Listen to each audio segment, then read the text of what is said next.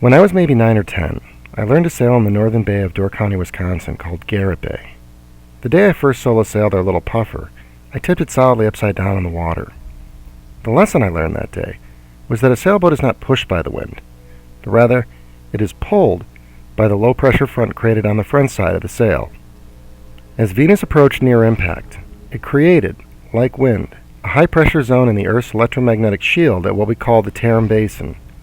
And like a sail, an electromagnetic sail, a low-pressure electrical field developed out in front of the Earth, sucking up the crust where the Atlantic Ocean resides today.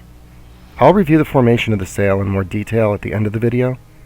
This is your mast, or the high point in the Earth's shield, and the north and south head, or sail attachment. This is the northern sail, and this is the southern sail. In sailing terms, we call this configuration sailing hand in hand, two fully outstretched sails, like a pair of hands on a downwind sail.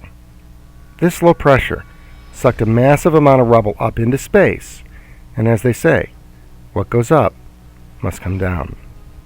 Welcome to Cataclysm 18. Meet the Flintstones and the Rubble.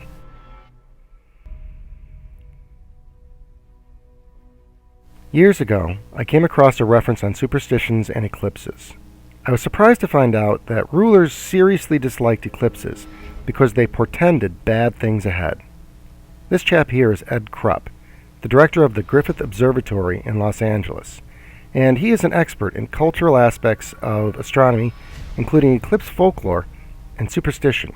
He had the most interesting thing to add, quote, "There's certainly a uniform response, and by that I mean worldwide, that most people, most of the time, thought eclipses of the sun or moon were trouble, serious trouble, and that the nature of the trouble had to do with the fact that the foundation of their world seemed to be at risk during an eclipse.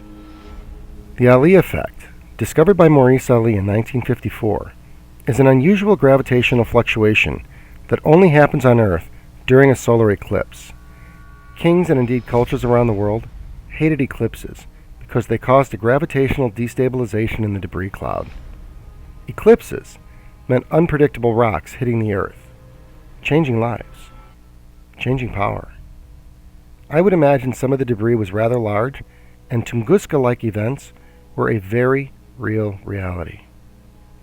We can identify small nodes of Atlantean survivors around the world where they built dolmens for protection from immediate and ongoing post-cataclysmic debris fields. There is a significant difference in the quality and sophistication across the globe, which leads to the conclusion that while the knowledge and/or equipment needed to move large stones was broadly available, there was a vast difference in skill. Many of these shelters were added to over time, and much later became sacred structures by cultures that reoccupied the location. It's difficult to say for sure whether these structures inspired the artist's rendering of the Flintstones' home, or the writers experienced a divine inspiration, but the symmetry is certainly present. In Disclosure 19, we will meet the Great Gazoo and a whole host of other folks that have popped through our major media to say hello. We began by discussing the mast and the head, or the connection points to the mast. When a sail is rigged, it generally has a fixed point of attachment at the top and a fixed point of attachment at the bottom, called the tack. In the north, the tack formed the islands of the UK and Ireland. The islands were preserved because electromagnetic lines of the Earth's field were concentrated here, holding on to the Earth's electromagnetic shield. If you have ever visited the Ring of Kerry in Ireland, you have seen firsthand how supersonic winds sheared these surfaces. The southern tack, or sail connection, was literally South Africa. Like the northern tack, supersonic winds raced around the end of the tack in an effort to equalize the pressure. The wind speed eroded the literal southern portion of the continent of Africa. Sails need one last element, called the clew, to be connected. On a sailboat, the clew is where most adjustments are made to the sail itself. The Earth's magnetic shield had just such a rope mechanism. In the north, the seabed surface depression off the coast of Ireland shows the direction of drag leading directly across the mid-Atlantic ridge to what we call today the Lesser Antilles Islands with their arced orientation. In the south, near Cape Town in South Africa, we get a similar indicator, except in positive relief.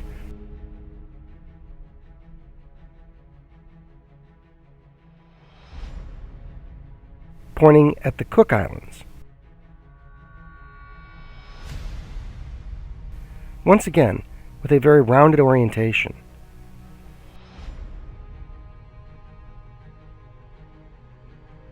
The coast of Africa, however, is pointing more broadly at the southern South America coast, or more precisely, the South Atlantic anomaly. This larger formation was the original southern tack. Behind the South Atlantic anomaly was the original South Pole and Clue connection. These island chains represent the magnetic cords of the Earth's shield connecting to the sail.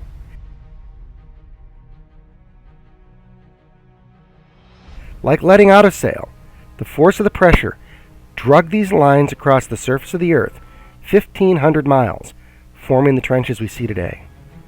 This is a popular map of the Younger Dryas impact debris field. This material wasn't blown east. This material was sucked east by the northern sail, and this impact field was sucked towards the southern low-pressure field. These debris fields were drawn, not pushed. It was a cataclysm. The forces at work can be a lot to take in, but if you are a sailor who has experienced the joy of riding hand in hand, you understand the nature of the pull. If you've ever tipped over a sailboat, you understand the power of the low pressure. In sailing, as in life, it's always about the pressure you're under and the direction you decide to go with it. Like, share, subscribe, leave me a comment down below. Peace.